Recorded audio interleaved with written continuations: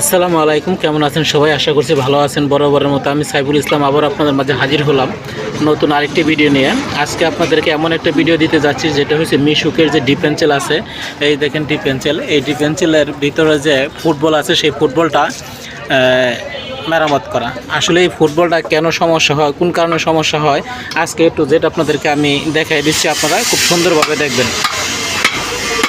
এইখানে যে আপনার ম্যাগনেটটা দেখতেছেন, ম্যাগনেটের একটা শেপ আছে। এই যে শেপটা, এই শেপের কাঁটাগুলা ক্ষয় হয়ে গেছে বা ভাঙিয়ে গেছে। এই কাঁটাগুলা ভাঙার কারণে কিন্তু এটা, এই যে কাঁটাটা আছে এই কাঁটাটা কিন্তু ওখানে যে 52 দাঁত থাকে, সেই 52 দাঁতের দাঁতগুলো কিন্তু ক্ষয় হয়ে যায়। ওই যে 52 দাঁতটা একটু দেখাতো, এই যে 52 দাঁতটা দেখছেন, এটা যে দাঁতগুলো আছে ওই দাঁত আর লোক এই শেপের দাঁত এখানে ফিক্সড হয়ে বসে।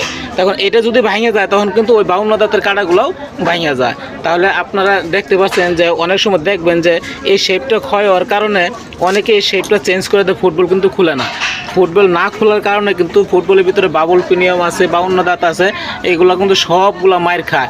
আসলে এই যে অল্পতে যদি চিকিৎসা না করা হয় তাহলে কিন্তু পরবর্তীতে ডবল টাকা জরিমানা হয়।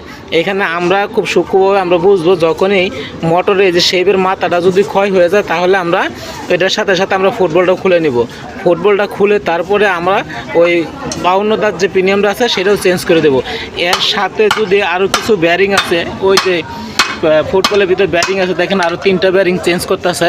এখানে ছোট ছোট ব্যারিং আছে, এই ব্যারিংগুলো লুজ হয়, কারণ এই ব্যারিংগুলো চেঞ্জ করে দেবেন। কারণ একটা ফুটবল বারবার খোলা যায় না, একবার খুলবেন, একবার খুললে সমস্ত কাজ একটু অ্যাকুরেটভাবে করে তারপরে আবার ফুটবলটা সেট আপ করে দেবেন। এমনি খুলতে হয়, এটা আগে দেখো, এটা আগে দেখো।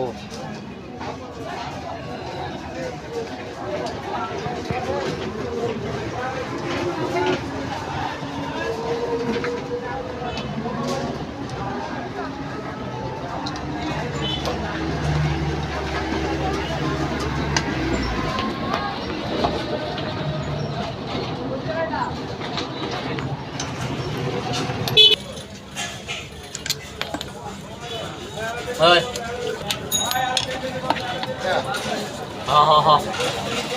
সিরিয়া নিয়ে আবার দেখ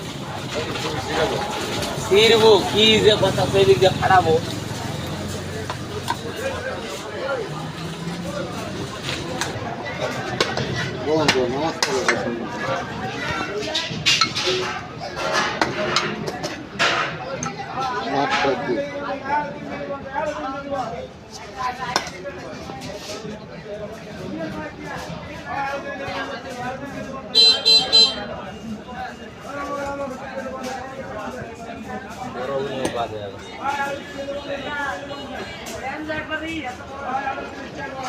কোনটা কোনটা বাদ হয়েছে?